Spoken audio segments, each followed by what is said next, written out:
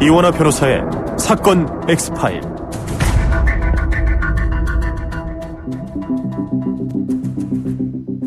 (2003년 3월) 충청북도 제천의 한 배수로 공사 현장에서 하던 인부들은 이렇게 말했다고 합니다. 살면서 절대 그날의 광경을 잊을 수는 없을 것 같다. 도대체 그날 인부들의 무슨 일이 있었던 걸까요? 아니, 무슨 장면을 봤던 걸까요? 어이, 김씨, 이쪽으로 좀 와보지. 혼자 좀 잘해보지. 기다려봐. 이게 뭐야? 왜? 무슨 일이야? 이거 시체 아니야?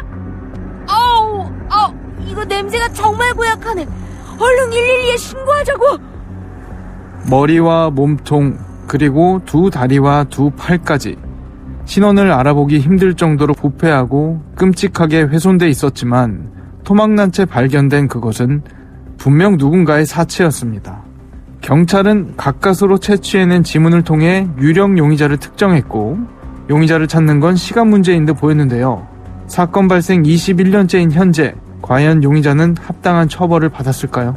이원하 변호사의 사건 X파일 지금 바로 시작합니다. 안녕하세요. 이원하 변호사의 사건 X파일 이원하입니다. 오늘도 로엘 본법인 김하영 변호사와 함께합니다. 변호사님 어서 오세요. 안녕하십니까. 김하영 변호사입니다. 오늘 다뤄볼 사건 파일 바로 열어보겠습니다.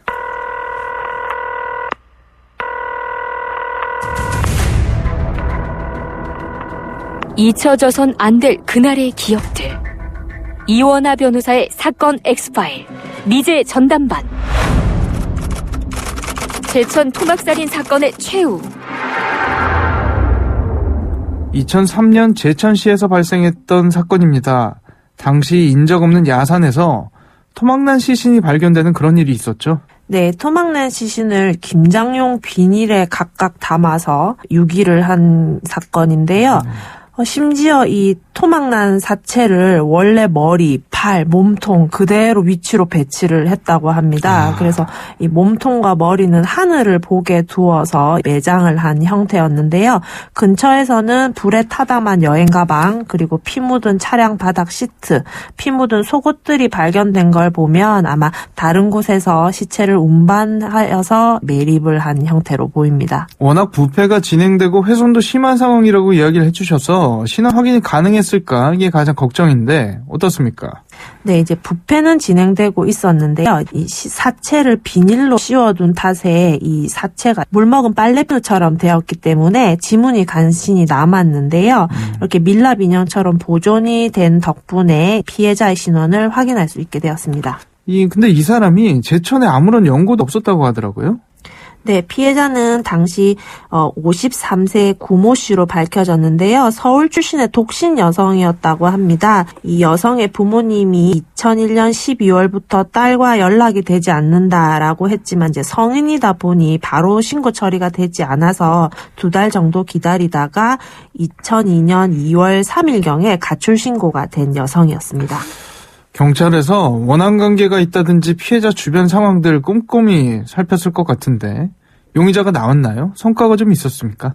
네, 우선 이제 피해자가 가장 많이 통화한 사람을 찾기 시작했는데요. 이 통화 내역에서 사망 시부터 4일간 40회가량 통화한 남성이 있었습니다. 아무래도 4일 동안 40회라면 하루에 10번씩인데 그렇죠. 이렇게 되면은 뭐 다툼이라든지 그런 것들이 있었다고 의심이 되는 거죠.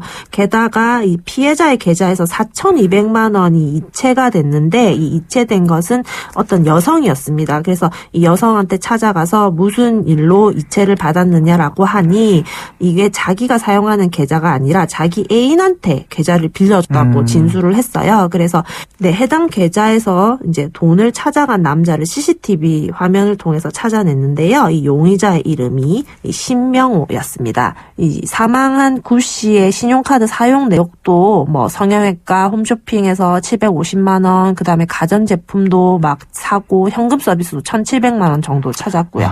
신명호는 이제 전과 11범이었습니다. 그래서 주요 범죄가 서울을 비롯해서 전국에 거쳐서 사기 행각을 벌인 사람인데요. 대부분 벌금형이나 기소 중지, 집행유예 등에 미비하게 끝낸 사람이었습니다. 잡범처럼 보이는데요. 이 사건 범죄는 굉장히 잔혹했어요. 사람을 죽여놓고 그 사람 카드도 쓰고 계좌 이체도 하고 그랬다는 게 정말 악질이다 싶은데 피해자는 어떤 사이였습니까? 네, 이 신명호는 당시 45세로 춘천 출신이었고 당시 주소지는 부산이었다고 해요. 그래서 실제로도 경상도 억양을 좀 쓰는 사람이었다고 합니다.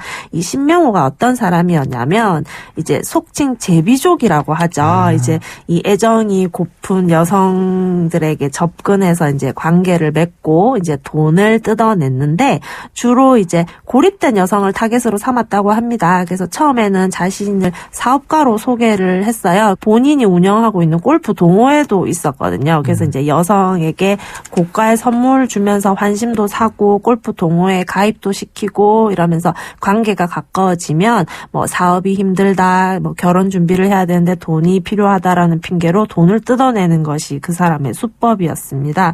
그래서 사망한 구 씨도 이제 이 신명호가 운영하던 이 동호회의 회원이었다고 합니다. 사기 전과만 10범이었다고 하던데, 그런데 사기 전과는 있어도 살인이나 폭력 관련 전과는 없었다고 알려졌거든요. 자신과 교제하던, 그러니까 자신이 사기를 치려고 접근했던 여성을 살해했단 말이죠. 왜 그랬을까?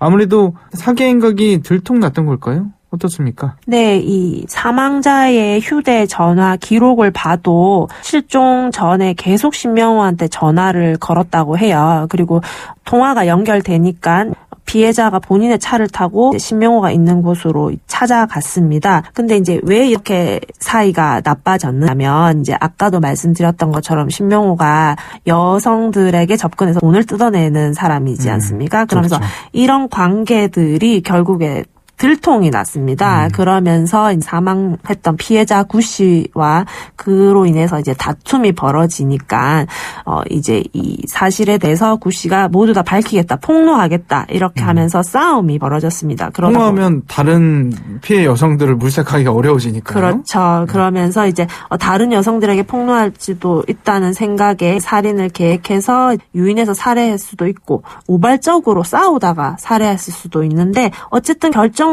사이가 틀어진 것은 다른 여성과의 관계 이런 것들이 결정적인 원인이 된 거죠. 그런데 사망한 피해자의 카드를 쓴 이력도 있고 오래전이긴 해도 워낙 CCTV라든지 잘 돼 있었기 때문에 범인 금방 잡았을 것 같고 경찰도 자신만만했을 것 같거든요. 어떻게 됐습니까? 네, 범인의 신분이 바로 확인이 되니까 이제 잡으면 되는데 이 신명호라는 사람이 굉장히 신출 규모라는 사람이었던가 봅니다. 그래서 범인으로 지목하기도 전에 이미 다른 곳으로 도주를 해버렸습니다. 그래서 중요 지명 피의자 수배도 하고 각종 방송에서도 공개 수배를 여러 차례 했습니다. 그랬는데도 끝내 이 신명호를 잡지는 못했습니다. 왜 못 잡은 거죠? 어떻게 그렇게 계속 도망다닐 수 있었던 거죠? 네, 이 신명호는 도망치면서도 내연의 관계였던 여성들을 이용을 했는데요. 피해자 구 씨를 사체를 유기하기 위해서 갔던 곳도 다른 내연녀와 밀월 여행을 떠났던 곳입니다. 그래서 그곳에 가서 사체를 유기했고요. 곧바로 떠나지 않고 인근 호텔에서 투숙을 하기도 했습니다. 그리고 또 이 신명호는 이제 피해자 가족들이 실종 신고를 하잖아요. 그래서 그렇죠. 이거를 대비해서 경찰로 일하고 있는 친구한테 전화를 걸어서 나 아는 사람이 물어보더라 하면서 둘러대면서 실종 신고를 하면 어떻게 수사가 진행되냐 이런 것들도 막 대범하게 물어보기도 하고요. 시체를 유기한 후에 텔레뱅킹 이용해서 계좌에서 돈을 인출하기도 했는데요. 심지어 실종 이후에도 계속 동호회 활동을 지속했습니다.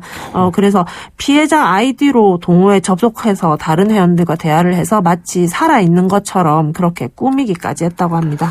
그렇게 계속 범인을 잡지 못하면서 용의자를 특정하고도 결국 미제로 남는 건가 이런 안타까움이 컸는데 2015년인가요?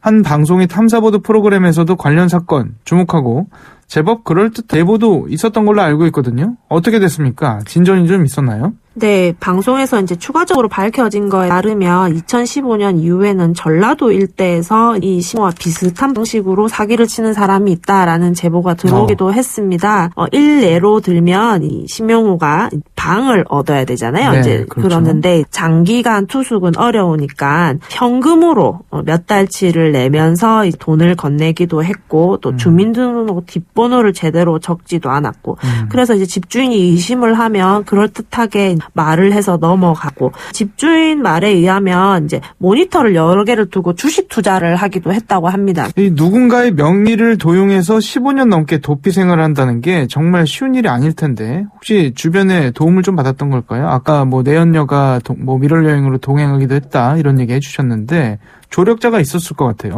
네, 피해자 유품을 할 때도 만나던 다른 여자한테 대신 시키기도 하고, 신명호가 이제 명의를 도용하는 것 자체가 그런 관계를 맺었던 여성의 남편의 신분을 막 도용을 했습니다. 그래서 이 신명호에게 속았던 유부녀들이 여럿 본인뿐만 아니라 남편까지도 피해를 입게 되었는데요. 이 내연녀들도 결국에는 신명호로 인해서 적지 않은 피해를 받습니다. 그래서 명의를 도용하는 것뿐만 아니라 남편의 명의로 대출도 받았고요. 이런 식으로 해서 그게 발각이 돼서 뭐 이혼을 하신 분들도 있으시고 결국에는 아예 속세 인연을 끊고 절에 들어간 여성분도 있다고 하십니다. 또 친한 사람 집에 놀러가서 주민등록증을 훔쳐오기도 하고요. 이 관련 수사 전문가들은 아마도 여성뿐만 아니라 그를 도와주는 조력자들이 더 있었을 거다 이렇게 추측을 하더라고요. 그러면 결국 잡았습니까? 신명호가 더 신출 규모를 한 이유가 추적을 피하기 위해서 자가용이나 대중교통을 일정 사용하지 않았다고 합니다. 오로지 자전거로만 자전거를 타면서 생필품도 마트에 직접 가지 않고 대량으로 구매해서 배달받는 식으로 했다고 하는데요. 마트 관계자 말에 따르면 거처에 배달을 갈 때마다 방에 있었던 여자가 달랐대요. 어떤 날은 뭐 귀티나는 좀 뚱뚱한 여자일 때도 있고 좀 작은 여자도 있었다고 하고 이래서 도피 행각 중에서도 계속 여자들을 휘어잡는 그런 이제 사기꾼이었던 거죠. 원룸 주인이 마지막으로 기억하는 신명호 모습이 갑자기 모든 물품을 놔둔 채 오직 자전거만 챙겨서 도망갔다고 합니다. 아주 급하게 도망을 간 거였는데요. 게다가 인근에 한국 버스 터미널이 있었기 때문에 좀 더 먼 지역으로 도망을 가기 좋은 환경이었던 거죠. 그런데 깜짝 놀랄 만한 사건이 발생했다는 그런 얘기가 있는데요. 혹시 무슨 일이 있었는지 아십니까? 신명호의 범행에 대해서 이제 방영이 되고 1년 후인 2018년 6월경에 강원도 속초의 한 원룸에서 고독사한 남자의 사체가 발견됐습니다. 사망한 분의 외형이나 지문을 대조를 통해서 이 사망한 사람이 바로 15년 동안 수배 중이었던 신명호임이 밝혀졌어요. 은신에 있던 집안을 뒤져보니 약봉지가 이렇게 많이 나왔다고 합니다. 그리고 사후부검에서도 혈당 수치가 매우 높게 나온 걸 보면 아마 당뇨로 인한 심부전증으로 사망한 것이 아닌가라고 추정이 됩니다. 결과적으로는 유족들 입장에서는 굉장히 피하고 싶었던 너무나도 씁쓸한 결말 아닐까 싶거든요. 네, 아까 초반에 사망한 그 구 씨 같은 경우에는 오빠와 사이가 굉장히 좋았다고 해요. 그래서 구 씨가 실종됐을 때 피해자 오빠는 사업까지 포기하시면서 여동생을 찾아다녔다고 하는데요. 결국 이제 시신으로 발견된 후에도 오빠가 충격을 받으셨고 또 하던 사업도 결국 부도가 나셨고 또 부모님들은 딸의 죽음으로 충격을 받아서 알아 누우셨다고 하시니 가해자는 처벌을 받지 못하고 피해자의 가족들만 오롯이 그 어려움을 처한 거죠. 사건 엑스파일 오늘은 악질적 사기범이 벌였던 제천 토막살인 사건 살펴봤습니다. 어쩌면 미제로 남을 뻔했던 이 사건 결국 유력 용의자의 사망으로 종결됐습니다만 유족들 마음속에선 끝내 억울함을 풀지 못한 영구미제로 남지 않았을까 싶네요. 오늘 저희가 준비한 내용은 여기까지입니다. 끝곡으로 유리상자의 그대 내게 묻는다면 들려드리면서 이 시간 마치겠습니다. 여러분은 모두 변호받아 마땅한 사람들입니다. 사건 엑스파일 여러분 고맙습니다.